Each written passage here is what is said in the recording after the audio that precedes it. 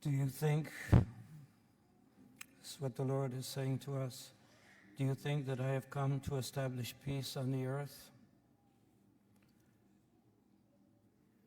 Jesus came, He's the Prince of Peace. He came here to truly give us, to establish peace. Then how come there's division? How come there's this division which seems to be every place? You know,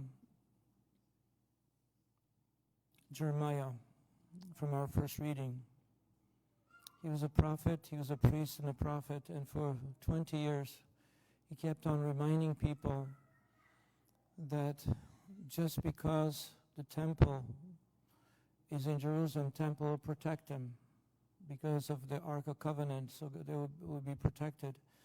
And Jeremiah kept on saying, no, the temple will not protect you, the Ark of the Covenant will not protect you if you're not faithful to God. So he kept on reminding them for almost 20 years, saying that if you're not faithful, and if you don't remove all the idols that you have, the idol worship, which was part of that community of faith, people of God, so if you don't remove, you will experience destruction.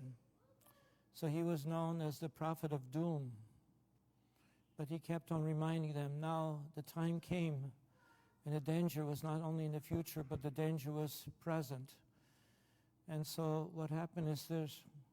He said to the young king, who was just elected king, who was 21 years old, he said, you know, it's too late right now.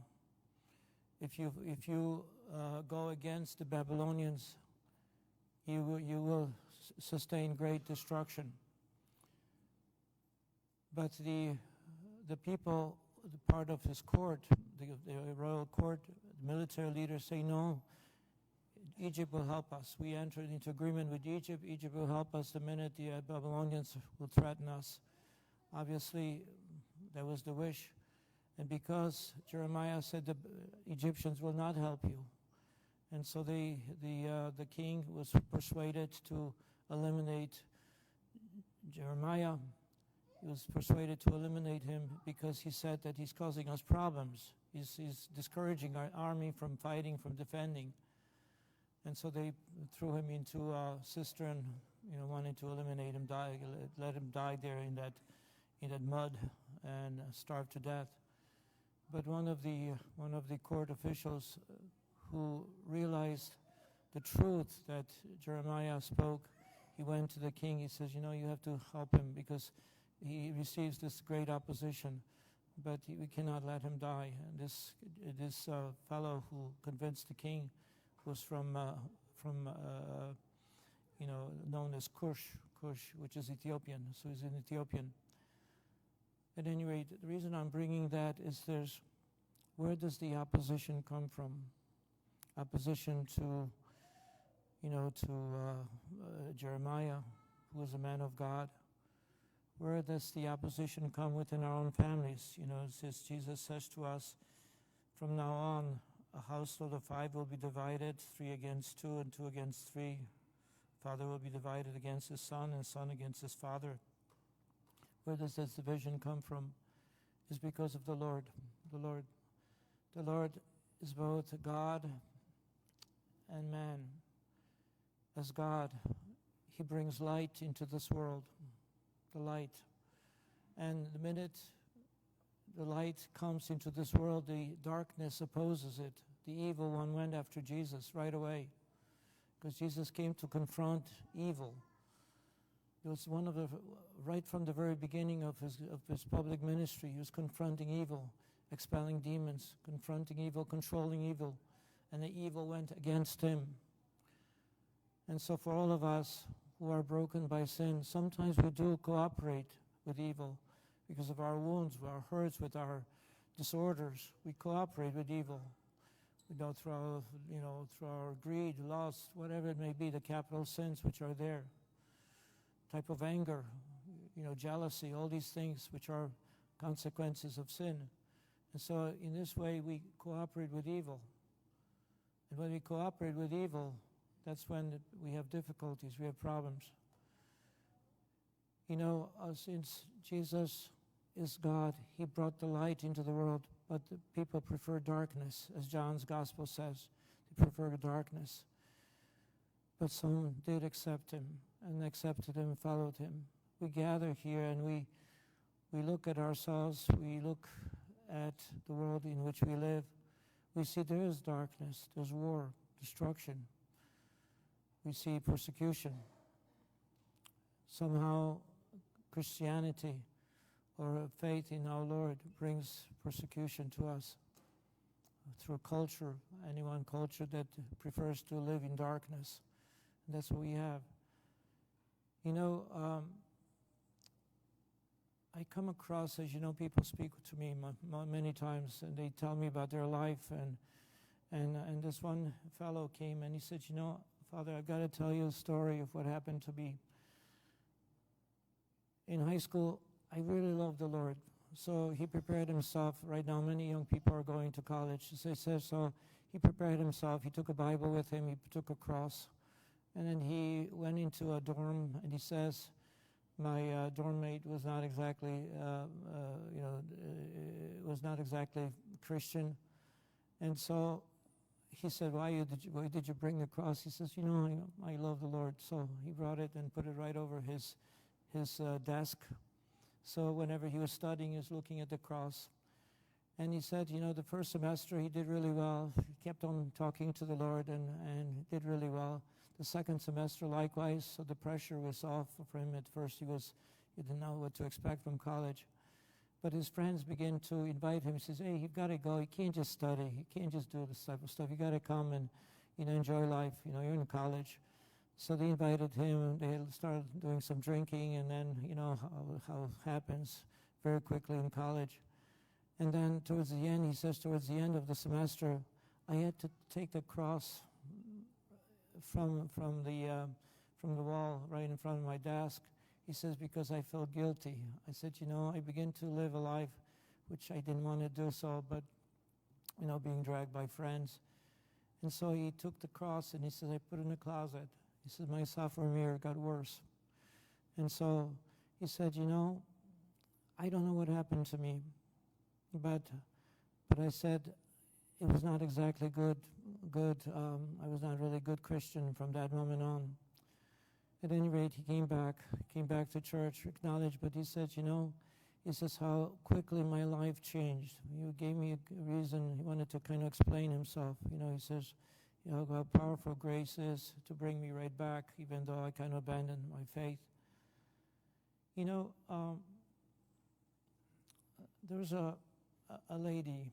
She was I think kind of in his 40s or so, maybe mid-40s. And she was dating a guy. And she asked me a question. He says, Father, he says, is it a sin for me to remove the image of Our Lady from my bedroom because my boyfriend was coming? And I said, he says, I don't think it's a sin to remove the image of Our Lady from your room, but perhaps it's the activity that may take place. So I said, because she felt uncomfortable with Blessed Mother being there.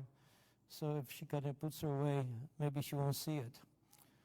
And I said, I said, it's not a sin to remove the image, but perhaps there's something greater here, the willingness to set aside one's faith for something that one wants to do. Okay, Jesus is our light. He brought forth the light into this world. We know the opposition that comes from the evil one, from the forces of darkness. But he is also, he's the truth. And that example I gave, the last two, the truth, is because he wants us to live in the truth.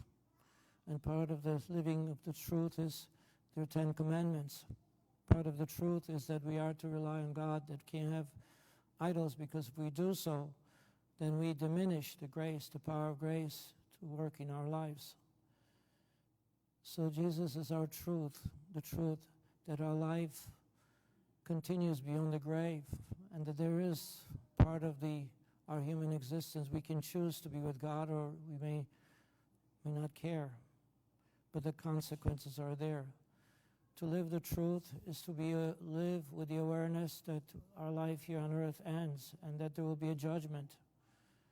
Judgment not because God arbitrarily judges us, it's because we will be the judges of ourselves. What way we cooperated with grace, in what ways we wish to just kind of do whatever we wish. Part of our Western civilization is that we're not afraid of God. And that, on one hand, is beautiful because He's our Father. But on the other hand, we have no respect for God. That means we don't respect His wishes, His desires. Ultimately, His will is something which is great for us, but we don't understand. So we, instead of using the freedom that God gave us as sons and daughters of God, because we're not afraid of forces of nature, we're not afraid of things, but we turn that into sort of type of license, freedom to whatever I want to do, to fulfill my wishes, desires, my passions, my disorders. But we know that doesn't go too far, it doesn't go too well, because then we start losing peace. We're losing peace of our heart. This is why the Lord says, I brought division, not because He wanted to divide us, but because of sin, because of the forces of evil, or our egotistic tendencies. That's why they divide us. Because if people truly loved and cared and lived a life of glory, there will be no division. Yes, we may not be always in agreement with everything that we like or dislike, but there will be no violence, no hate.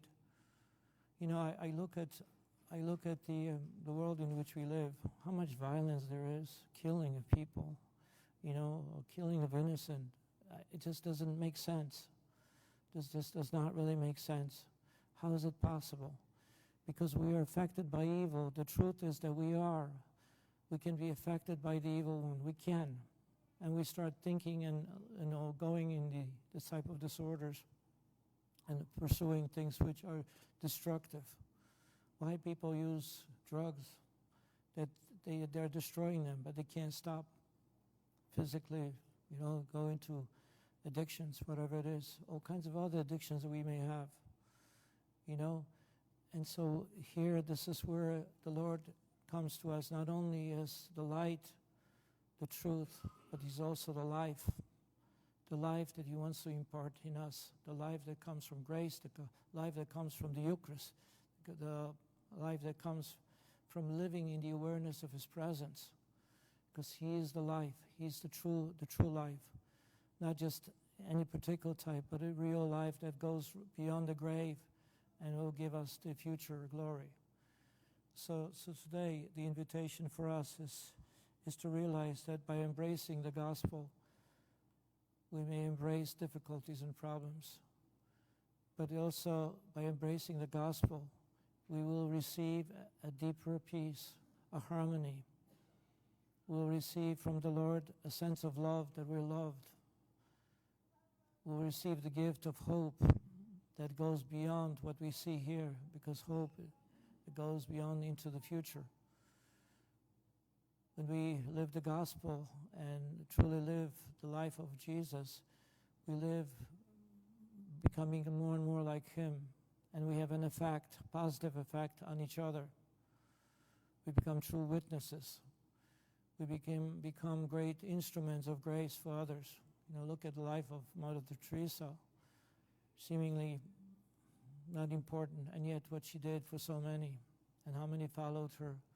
Look at John Paul, the whole generations of John Paul too, right now leading and guiding young people into the future. One of the young John Paul generation is our Holy Father, present Holy Father, was affected by him right from the start. And he knows how important it is.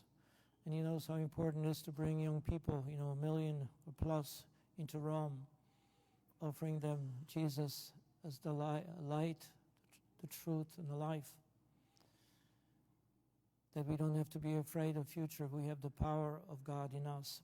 So maybe as we continue the sacred liturgy, not only are we instructed in our understanding, but also the Lord gives us the gift of Himself, imparts the gift of the Eucharist. That power that transforms, heals, protects, the power that is preparing us for future glory, because He loves us and He does not want us to be abandoned or to be untended, but we truly be men and women of God, sons and daughters of God, preparing ourselves for future glory, future happiness.